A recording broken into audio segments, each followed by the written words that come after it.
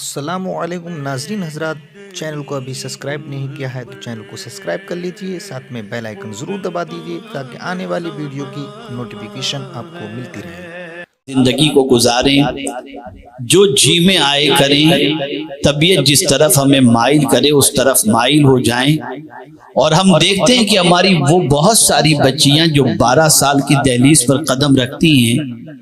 اور جیسے ہی سن بلوغ کو پہنچتی ہیں تو ان کے جذبات مشتعل ہوتے ہیں، اور بہت ساری بچیاں اپنے وجود پر کنٹرول نہیں کر پاتی اور پھر ٹھوکروں پر ٹھوکر کھا کر کے اپنا مستقبل تاریک کر دیتی ہیں اور مختلف بیماریوں کی شکار ہو جاتی ہیں۔ ایسی سچویشن میں ہم اگر صرف یہ کہیں کہ وہ بچیاں جن کی عمر 12, 14, 15, 16 سال کی ہے ان کے لیے پریشانی کی بات ہے تو صرف اتنا کہنا کافی نہیں ہوگا، بلکہ بہت ساری وہ خواتین جن کی زندگی بچوں کے ساتھ اور شوہر کے ساتھ گزرتی ہے ان کا حال بھی بہت ساری خواتین کا اچھا نہیں ہے۔ ان کی زندگیوں کے اندر بھی بہت سارے تصورات و تخیلات گردش کرتے نظر آتے ہیں، اور کبھی کبھی بہت ساری شادی شدہ عورتوں کے قدم بھی پھسلتے نظر آتے ہیں، اور بہت ساری ایسی ہیں جن کی پاکیزگی کی قسم کھائی جا سکتی ہے اور جن کی زندگی اللہ اور اس کے رسول جل جلالہ و صلی اللہ علیہ وسلم کی اطاعت میں اس طرح سے گزرتی ہوئی نظر آتی ہے کہ ان کی زندگی کو دیکھ کر کے رشک آتا ہے کہ آج کے دور کے اندر بھی اللہ تعالیٰ نے برائیوں کے سیلاب کے اندر اس طریقے سے خواتین کو اپنی آبرو کے تحفظ کا موقع فراہم کیا اور توفیق عطا فرمائی۔ لیکن میکسیمم کا اگر ہم جائزہ لیں تو دامن گرد آلود نظر آئے گا اور گناہوں کے دھبے دامن پر لگے ہوئے نظر آئیں گے۔ لیکن میرے کریم کی عظمت پر قربان جائیے، اس پالنہار حقیقی نے، اس معبود برحق نے قرآن مقدس کے اندر جہاں بے شمار مقامات پر یا ایھا الذین آمنو فرمایا اور اس کے بعد احکام عطا فرمائے استعینوا بالصبر والصلاۃ، اسی طریقے سے یا ایھا الذین آمنو توبوا الی اللہ توبۃ نصوحا، یہ جو آیت فرمائی یہ قرآن مقدس کی سب سے آخری ایمان والوں سے خطاب کی آیت ہے۔ آخری خطاب ایمان والوں سے اللہ نے جو قرآن مقدس میں فرمایا ہے وہ اسی آیت کریمہ کے اندر ہے کہ یا ایھا الذین آمنوا توبوا الی اللہ توبۃ نصوحا، اے ایمان والو توبہ کرو اللہ کی بارگاہ میں اور سچی توبہ کرو۔ میں اس لیے آج توبہ کے موضوع کو لے کر آپ کے سامنے حاضر ہوا ہوں کہ آپ اگر اسلاف کی زندگی کا جائزہ لیں، ایسی خواتین کی زندگی کا جائزہ لیں جن کے بطن سے اللہ عز و جل نے نیک اور برگزیدہ بندے پیدا فرمائے، آپ جانتے ہیں اگر ان کے دل و دماغ میں کسی گناہ کا تصور بھی آ جاتا تو اس تصور کو وہ جھٹکتی نظر آتی، اور اگر لاشعوری طور پر کبھی کوئی دامن پر گناہوں کا دھبا لگ بھی جاتا تو اس گناہ کے کفارے کے اندر وہ عبادت کی کثرت بھی کرتی اور اتنی توبہ کرتی کہ ان کی آنکھوں سے نکلنے والے آنسوؤں پر اللہ عز و جل کی رحمت کو پیار آ جایا کرتا۔ تو میں یقین کے ساتھ کہتا ہوں کہ آج کے اس عظیم الشان اجتماع کے اندر بہت ساری خواتین ہو سکتا ہے کہ اپنے دامن کو گناہوں سے بچائے رکھی ہوں، جو کہ بہت مشکل ہے۔ چھوٹے گناہ تو ہو ہی جاتے ہوں گے اگر کبائر کی مرتکب وہ نہیں ہوتی تو، لیکن آج ہمیں اس اجتماع کے اندر یہ عہد کر کے اٹھنے کی کوشش کرنی ہے کہ آج سے ہم اپنے سابقہ گناہوں سے سچے دل سے توبہ کر لیں گے، تاکہ توبہ کی برکت سے دنیا کے اندر اللہ عز و جل ہمیں معاف فرما دے، اور آخرت میں بھی اسی توبہ کی برکت سے اللہ ہمارے گناہوں کو معاف فرما کر ہمیں جنت کا حقدار بنا دے۔ آپ ذرا دیکھیں بارگاہ رسالت مآب صلی اللہ علیہ وسلم میں توبہ کی غرض سے حاضر ہونے والی ایک خاتون کا واقعہ دیکھیں جن کے پیش نظر اللہ کا عذاب تھا، جن کے پیش نظر قیامت میں رب قدیر جل جلالہ کی بارگاہ میں جواب دہی کا تصور تھا۔ وہ جانتی تھی کہ میں نے اس دنیا میں اگر توبہ نہیں کی اور بغیر توبہ کیے، بغیر مجھ پر حد جاری کیے ہوئے اس دنیا سے میں اگر چلی گئی تو آخرت کے اندر مجھے جو عذاب ہوگا وہ عذاب برداشت کے لائق نہیں ہوگا۔ اور یہ بات یاد رکھیں، بڑے بڑے گناہوں کا عذاب تو اپنی جگہ مسلم ہے، اور آپ عذابات الہیہ کا اگر تذکرہ قرآن و احادیث کے اندر پڑھیں، جن برائیوں کے اندر آج کے دور کی بے شمار خواتین گرفتار ہیں، ان برائیوں کی سزا کو اگر آپ پڑھیں گی اور سنیں گی تو آپ تصور میں ڈوب جائیں گی، اور آپ اس بات پر سوچنے پر مجبور ہوں گی کہ ہم میں کا کون ہے جو اللہ کے اس عذاب کو برداشت کرنے کی طاقت رکھتا ہو۔ آئیے میں اس ایک واقعے کو آپ کی سماعتوں کے حوالے کروں۔ ایک خاتون جن سے ایک لغزش سرزد ہو گئی اور اس کے بعد وہ بارگاہ رسالت مآب صلی اللہ علیہ وسلم میں حاضر ہوتی ہیں اور عرض کرتی ہیں، یا رسول اللہ صلی اللہ تعالی علیہ وسلم طہرنی، مجھے پاک فرما دیجئے۔ آقا کریم صلی اللہ علیہ وسلم کے سامنے سے وہ حاضر ہوئی تھی، سرکار نے چہرہ پھیر لیا، وہ دائیں جانب سے آئے، حضور مجھے پاک کر دیں، سرکار نے چہرہ پھیر لیا، وہ بائیں جانب آئی، سرکار سے عرض کرتی مجھے پاک فرما دیجئے، وہ سرکار صلی اللہ علیہ وسلم نے چہرہ پھیر لیا، اور اس کے بعد رسول اعظم صلی اللہ تعالی علیہ وسلم سے عرض کرتی ہیں، میرے شکم کے اندر میرے گناہ کی ایک نشانی بھی موجود ہے، سرکار مجھے پاک فرما دیجئے۔ آقا کریم صلی اللہ علیہ وسلم نے ارشاد فرمایا، جب وضع حمل ہو جائے، بچہ پیدا ہو جائے، پھر میرے پاس آنا۔ وہ خاتون چلی جاتی ہیں اور اس کے بعد 9 مہینے کے بعد بارگاہ رسول صلی اللہ علیہ وسلم میں حاضر ہوتی ہیں تو ایک ننھا سا بچہ اس کی گود کے اندر ہوتا ہے، اور آ کر کے وہ عرض کرتی ہیں، سرکار آپ نے فرمایا تھا وضع حمل کے بعد آ جانا، میرا وضع حمل ہو چکا ہے، بچہ پیدا ہو چکا ہے، میں حاضر ہو چکی ہوں، مجھے پاک فرما دیجئے۔ میں چشم تصور میں سوچتا ہوں تو میری عقل دنگ رہ جاتی ہے، کبھی کبھی ایموشنل طور پر، وقتی طور پر کسی کے دل میں یہ جذبہ پیدا ہوتا ہے کہ میں گناہ کے عوض کے اندر یہ سزا برداشت کر لوں، اور اس کے بعد پھر اس کا جذبہ ٹھنڈا پڑ جاتا ہے، توبہ کا خیال آتا ہے، ابھی آ جاتا ہے، پھر یہ توبہ کا جذبہ ٹھنڈا پڑ جاتا ہے۔ لیکن اس عورت کی عظمت پر قربان جائیے جس کے دل کے اندر توبہ کا جو جذبہ پیدا ہوا تھا وہ سچا جذبہ تھا، وہ سرد ہونے والا جذبہ نہ تھا۔ بچے کی ولادت کے بعد حضور کے پاس حاضر ہوتی ہیں اور عرض کرتی ہیں مجھے پاک کر دیجئے۔ آقا کریم صلی اللہ علیہ وسلم نے فرمایا، جا چلی جا، بچے کو پہلے 2 سال دودھ پلا، اور بچے کو 2 سال دودھ پلانے کے بعد پھر حاضر ہونا۔ 2 سال گزر جاتے ہیں، کتنا طویل عرصہ ہوتا ہے۔ ایک ماں اپنے بچے کے مستقبل کے بارے میں سوچتی ہے، ایک ماں اپنے بچے کے فیوچر کے بارے میں سوچتی ہے کہ میرا بچہ میرے بغیر زندہ کیسے رہے گا، اس کی پرورش کون کرے گا، اور ماں کی ممتا تڑپ جاتی ہے، اور تڑپنے کے بعد اس بچے کی محبت کی بنیاد پر وہ سزا کو ہٹانا چاہے گی، وہ سزا سے بچنا چاہے گی، لیکن اس جذبہ صادقہ کے اندر گرفتار اس خاتون کی عظمت پر قربان جائیے۔ 2 سال کے بعد بچے کے ہاتھ میں روٹی کا ٹکڑا تھا اور لے کر حضور کی بارگاہ میں حاضر آئی اور عرض کرتی ہیں، حضور یہ لیجئے میرا بچہ اب کھانے کے لائق ہو گیا، دیکھیے اس کے ہاتھ میں روٹی ہے، دودھ میں پلا چکی، 2 سال کا جو ہے عرصہ گزر چکا، حضور مجھے پاک فرما دیجئے۔ خدا کی قسم یہ واقعے کو آپ سوچیں کہ وہ اپنی توبہ کے سلسلے میں کتنی سچی تھی اور توبہ کے سلسلے میں کتنا عزم مصمم رکھتی تھی۔ وجہ یہ تھی کہ ان کی نگاہوں میں دنیا ہیش تھی، وہ جانتی تھی کہ دنیا کی تکلیف کوئی تکلیف نہیں ہے، سب سے بڑی تکلیف آخرت کی ہے، سب سے بڑی تکلیف اللہ کو جواب دیتے وقت کی ہے، سب سے بڑی تکلیف قبر کے اندر رسول اعظم کو منہ دکھانے کی ہے۔ وہ جانتی تھی اگر میں دنیا کی سزا کاٹ لوں گی تو آخرت کی میری زندگی بڑی حسین ہو جائے گی، بڑی بہترین ہو جائے گی۔ اللہ اکبر۔ جب اس کے بعد اس بچے کے سامنے اس کی ماں نے کہا، حضور مجھے پاک کر دیجئے، میرا بیٹا اب روٹی کھانے کے لائق لائق ہو گیا تو آقا کریم صلی اللہ علیہ وسلم نے سنسار کرنے کا حکم دیا۔ جرم کے عوض کے اندر جرم ایسا تھا کہ اسے پتھروں سے مار کر ہلاک کر دیا جائے۔ جب سنسار ہو رہی تھی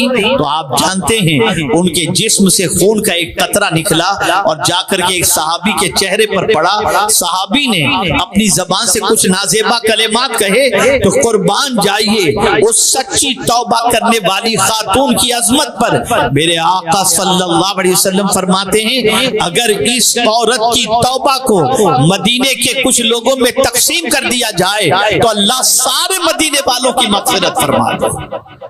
آپ اندازہ لگائیں یہ آخرت کے عذاب سے برداشت کرنے کے تصور کی بنیاد پر انہوں نے اللہ کی بارگاہ میں توبہ کی اس طریقے سے کی کہ جو شریعت کی حد تھی وہ اپنے اوپر جاری کروا دی۔ میں پوچھنا چاہتا ہوں آج اسلامی حکومت نہیں کہ آپ پر حد جاری کی جائے، لیکن میں اتنا پوچھنا چاہتا ہوں کیا توبہ کرنے کا جذبہ بھی ہمارے اندر نہیں رہ گیا؟ کیا گناہوں سے ہم اتنا گناہوں میں ڈوب چکے ہیں اور گناہوں کی لذت اور خواہش اور شوق ہمارے اندر اتنا پیدا ہو چکا ہے کہ ہم گناہوں کے دلدل میں ڈوب کر گناہوں کے عیش کے اندر اپنی زندگی گزارتے ہوئے یہ بھول چکے ہیں کہ ایک دن قبر میں جانا ہے، ایک دن رسول اعظم صلی اللہ علیہ وسلم کو منہ بھی دکھانا ہے۔ میں پوچھنا چاہتا ہوں کہ اس بنیاد پر انسان گناہ کرتا ہے، اسی بنیاد پر نہ کہ مجھے کوئی نہیں دیکھ رہا، اسی بنیاد پر نہ کہ مجھے لذت ملے گی، اسی بنیاد پر نہ کہ میری خواہش پوری ہوگی،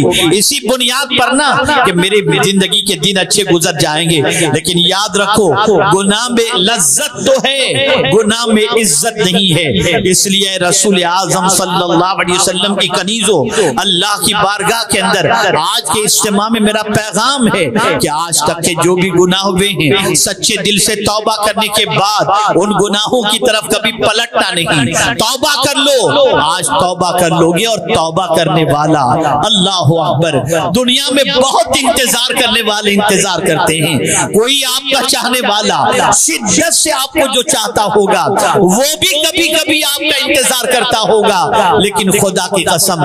اللہ عز و جل سے زیادہ انتظار اس اعتبار سے کرنے والا کوئی دوسرا نہیں۔ اللہ سب سے زیادہ اپنے اس بندے کی توبہ کا انتظار کرتا ہے جس بندے سے گناہ تو ہو گیا لیکن وہ گناہ کرنے کے بعد اللہ کی بارگاہ میں توبہ کرنے کے لیے تیار ہو جائے۔ اللہ چاہتا ہے کہ جس بندے سے گناہ سرزد ہو چکا اب وہ میری بارگاہ میں آ کر توبہ کر لے، معافی مانگ لے۔ یہ نہیں کہ توبہ کی وجہ سے کہ اللہ توبہ قبول کرنے والا ہے تو گناہ کرتے جاؤ، نہیں، بلکہ گناہ اگر سرزد ہو گیا تو اللہ عز و جل اپنے اس بندے سے توبہ کی امید رکھتا ہے کہ یہ مجھ سے معافی مانگ لے اور میں اسے معاف کر دوں۔ اللہ اپنے بندے کی توبہ سے بہت خوش ہوتا ہے، اللہ توبہ کرنے والے بندوں سے محبت فرماتا ہے، اس لیے کہ وہ رحمان و رحیم ہے۔ وہ چاہتا ہے کہ اس کے بندے اور بندیاں گناہوں میں ڈوب جانے کی بنیاد پر اس کے عذاب کے اندر گرفتار نہ ہوں، اس لیے اس نے